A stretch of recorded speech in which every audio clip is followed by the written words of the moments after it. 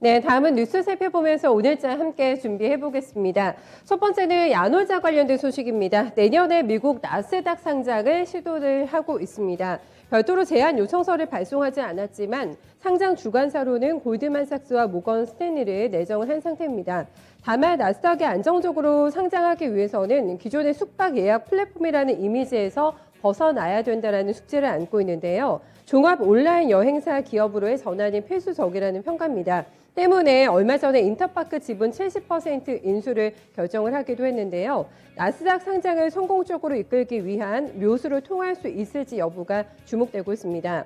한편 야놀자에 160억 원가량을 투자한 SBI 인베스트먼트 같은 경우에는 어제 시간 외에서 상한가 기록했는데요. 네, 정교장에서 야놀자 관련주도 오늘 잘 확인해 보셔야 되겠습니다.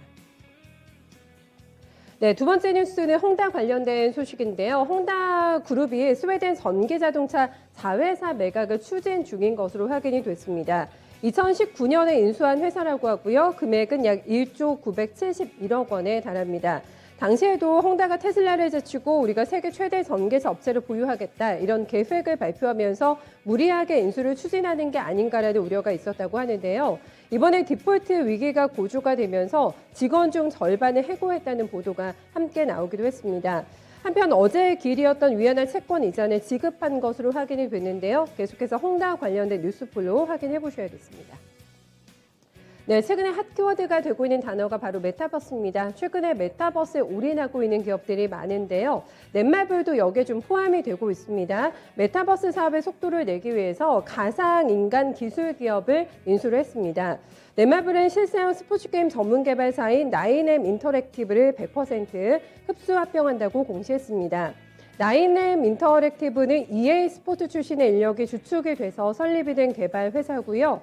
넷마블은 이번 인수로 메타버스 게임 개발에 속도를 내겠다는 계획을 함께 밝혔습니다.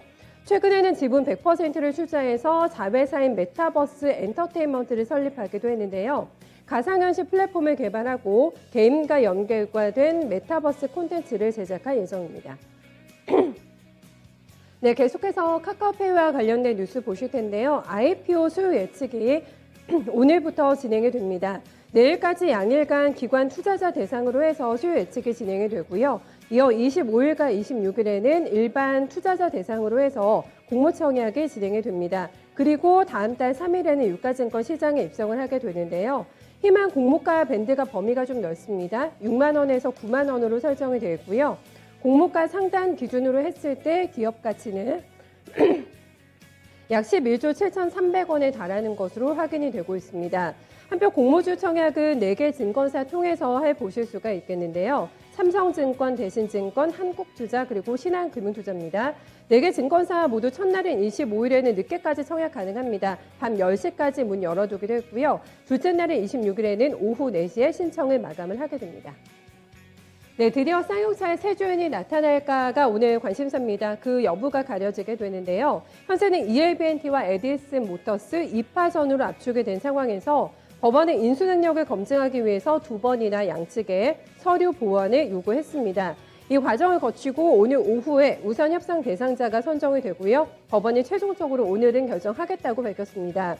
다만 설득력 있는 증거를 제시하지 못하게 된다면 매각이 무산이 될 수도 있다는 전망 나오고 있는데요. 오늘 결과 여부 오후에 확인해 보셔야 되겠습니다. 네, 마지막 뉴스입니다. 지누스가 SK네트워크스의 지누스 지분 인수 추진설 관련해서 조회 공시 답변을 했습니다. 지속 가능한 성장을 위해서 SK뿐만 아니라 지금 다양한 기업들과 자금 조달 방안에 대해서 논의하고 있는 것은 사실이라고 밝혔고요. 동시에 최대 주주 지분의 일부 매각 검토도 진행한 적이 있긴 합니다만은 아직까지 구체적으로 결정이 되거나 확정이 된 사항은 없다고 말했습니다. 또 일부 언론에서 지금 발표가 되고 있는 밸류에이션이나 CB 발행 계획 등은 사실이 아니다라고 설명하고 있는데요. 이 부분과 관련해서는 SK네트워크스 측에서도 똑같은 답변이 나왔기 때문에 양측의 주가 움직임 점검해 보셔야겠습니다. 네, 이렇게 해서 오늘 장에 영향 미칠 만한 뉴스들 정리해봤습니다.